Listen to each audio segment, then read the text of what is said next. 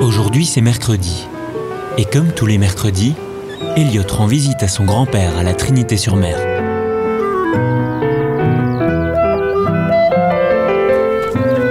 Il est tellement vieux que dans sa mémoire, il existe des tas d'histoires. Ça tombe bien parce que Elliot, lui, adore les histoires. Est-ce que tu sais avec quoi on appâte les plus beaux souvenirs? Aujourd'hui, c'est l'histoire de la biscuiterie La Trinitaine qu'il va raconter.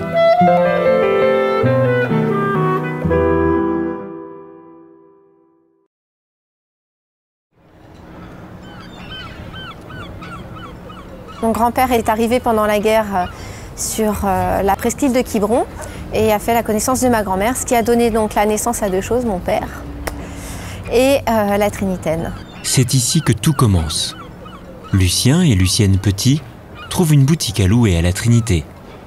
La famille s'installe au-dessus de son premier commerce, la pâtisserie Place de l'Église. Au départ, en fait, ils ont une pâtisserie tout à fait classique. Ils font la fabrication, mais pas la cuisson. Et au fur et à mesure, l'expansion de la Trinité est telle qu'ils viennent s'installer sur le port qui devient de plus en plus à la mode. La voile se développe et leur business en même temps.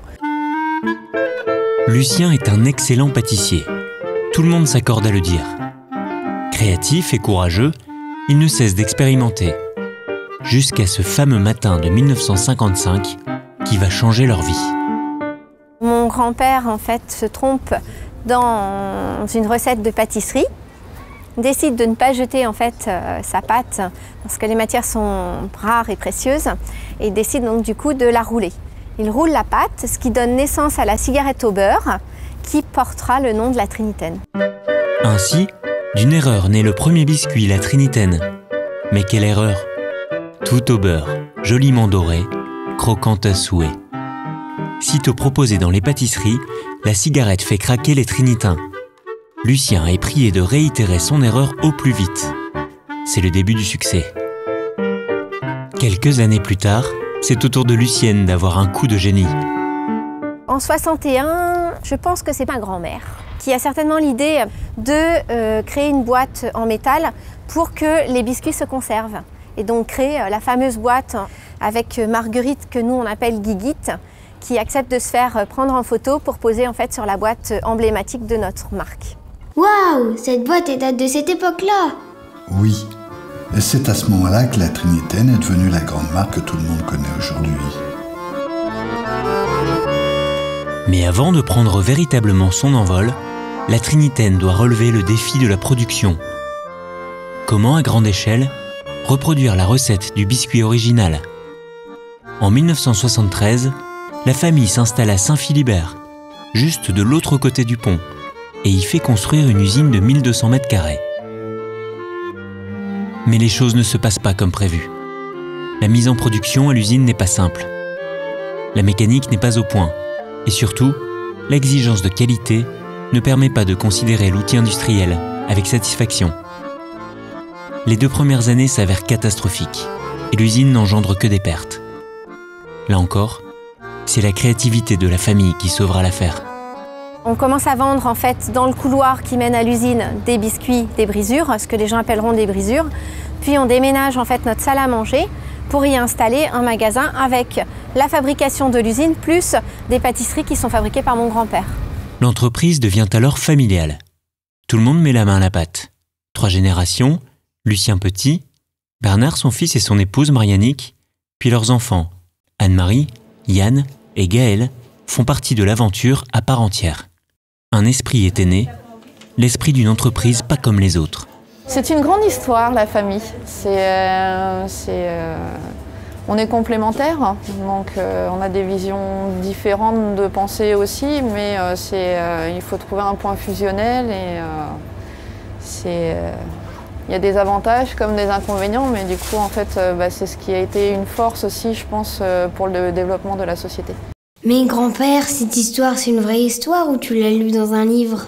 C'est une histoire incroyable qui s'écrit encore aujourd'hui.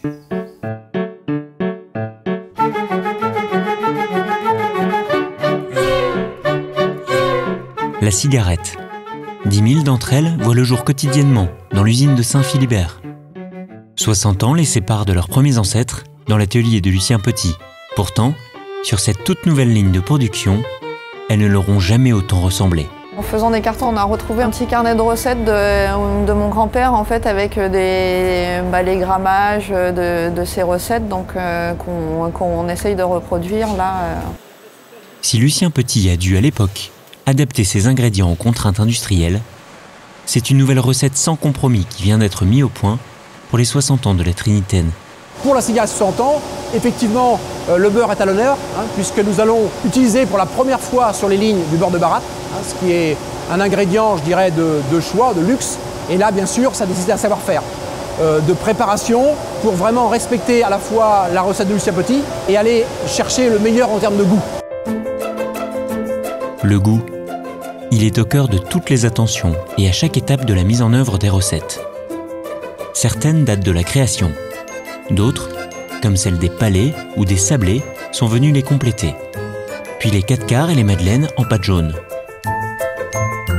Il existe aujourd'hui 42 recettes différentes à déguster à tout moment de la journée.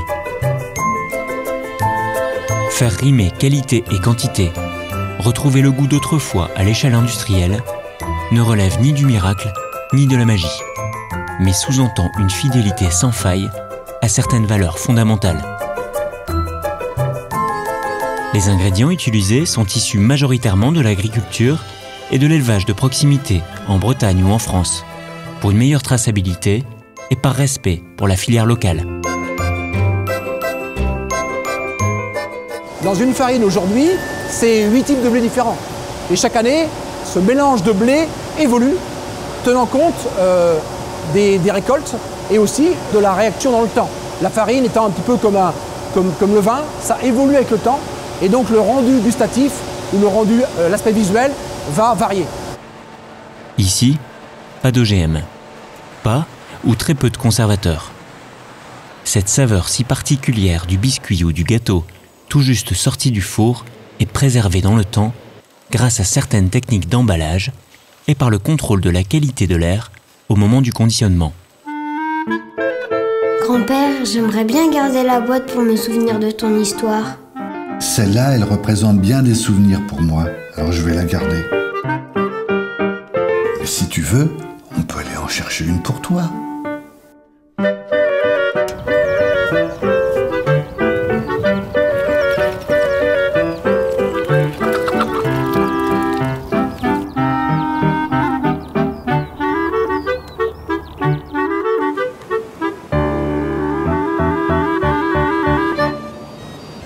Si la Trinitaine est une histoire de goût, elle est aussi une histoire d'image. Véhiculée aux premières heures par la fameuse guiguite sur une boîte en fer, elle le sera ensuite, grâce à la voile, dans les années 90. Une autre manière de réaffirmer son caractère breton. 3 bateaux, dont 2 multicoques, portent alors fièrement les couleurs de la marque. Mike Birch et Marc Guillemot les hisseront avec brio sur les podiums. L'image de la Trinitaine en sort grandie. Depuis toujours, la Trinitaine est très ancrée dans les partenariats sportifs. Ça correspond pleinement aux valeurs de compétitivité, solidarité. Donc ça donne beaucoup de sens au sponsoring qu'on traduit. Et notamment cette année, la semaine du golf, événement un peu exceptionnel en Bretagne, avec une jolie communication nationale, voire internationale, puisqu'il y a toujours des invités. Ce qui nous a permis d'ailleurs de sortir une édition collector qui remporte un vif succès aujourd'hui et qui permet de mettre en avant l'image du golfe du Morbihan, de la Bretagne, et de porter haut ses couleurs. À l'image de sa clientèle, le choix est éclectique. Plus de 200 références en termes de boîtes, coffrets ou barquettes coexistent. Des univers différents, pour des consommations différentes. Une seule constante, le respect des valeurs de la marque. On a la chance d'avoir une très belle image dans la mémorisation de nos clients et puis également une très belle image au travers d'un logo simple mais qui passe beaucoup de messages. Nous sommes fondés depuis 1955, une jolie galette pour parler du biscuit. Donc la priorité, c'est de ne jamais dénaturer ces valeurs simples traditionnelle, de savoir-faire et de qualité. Ces valeurs, la Trinitaine les partage avec quelques partenaires historiques qui ont su trouver leur place dans les magasins Trinitaine. Un large panel de produits artisanaux et régionaux complète l'offre pour satisfaire entre autres la clientèle touristique. Tiens, celle-là tu pourras la garder et raconter l'histoire de la Trinitaine à tes petits-enfants. Quand je serai vieux comme toi. Porter en soi l'héritage d'une aussi belle histoire est certainement accompagné d'un grand bonheur, mais n'en est pas moins chargé d'une grande responsabilité. Les générations passées nous ont appris le travail, le labeur. Donc on se doit, et ça fait partie de nous, de ne pas oublier d'où on vient. Et on peut très bien retourner à la case départ. Donc on doit systématiquement se remettre en question et on doit avoir quelque part les pieds sur terre. Dans un contexte de plus en plus concurrentiel, la priorité pour Anne-Marie, pérenniser l'entreprise et rester tournée vers l'avenir. On met vraiment l'accent sur l'export, puis les réseaux boutiques. Nous avons 42 boutiques aujourd'hui sur le Grand Ouest. Et le troisième axe, en fait, ce sont des pistes que nous n'avons pas encore explorées, comme l'hôtellerie, la restauration hors foyer, les épiceries et tous les autres réseaux. À l'image de cette cigarette des 60 ans, la Trinitaine ne cesse de se réinventer chaque jour. La créativité, le courage et la passion de cette famille particulière sont restés intacts depuis 3 générations. Les temps changent, les choses évoluent, mais l'objectif reste le même. Préserver la tradition et la transmettre.